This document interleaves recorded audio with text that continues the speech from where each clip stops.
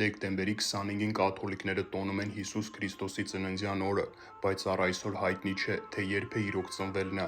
իսկ ինչու հենց դեկտեմբերի 25-ը։ Բանը այն է, որ նախքան քրիստոնեության տարածումը Հռոմում լայն տարածում էր գտել մեկ այլ կրոն՝ լույսի և արդարության Աստծո, երկրի վրա արևի ներկայացուցիչ հանդիսացող մի հրի պաշտամունքը։ Նրա ծննդյան օրը հենց դեկտեմբերի 25-ն էր։ Իսկ ինչպես կարելի է ճշգրիտ սահմանել Աստծո ծննդյան օրը։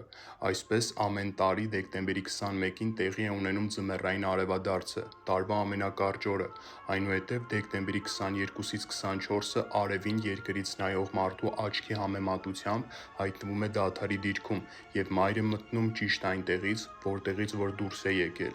Իսկ եթե շարժում չկա, ապա կյանք էլ չկա։ Ստացվում է արևը մի հրը մահացել է, սակայն դեկտեմբերի 25-ից արևը նորից սկսում է շարժվել մարդու աչքի համեմատությամբ, արև մի հրը ծնվեց։ Հենց այստեղից է գալիս մահանալու և 3 օր անց հարություն առնելու գաղափարը։ Երբ քրիստոնեությունը տարածվեց Հռոմում, այն տեղի չունեցավ նախկին գիտելիքների իսպառ վերացմամբ, ինչն էլ նպաստեց որոշակի գաղափարների ինտեգրմանը նոր կրոնում, որոնցից մեկն էլ միհր Աստծո ծնունդն էր։